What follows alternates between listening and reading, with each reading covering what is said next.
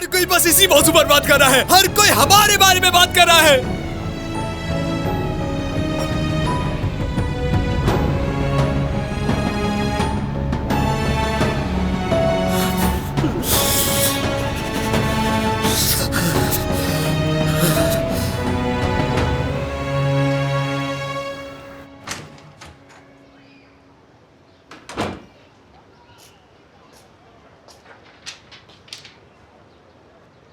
क्या हो गया, मुंह क्यों लटकाए बैठे हो?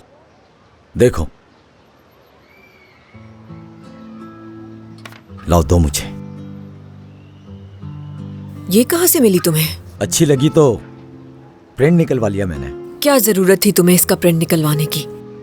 जरा देखो नरगिस, किसने सोचा था कितने सालों बाद दो भाई तस्वीर लेंगे।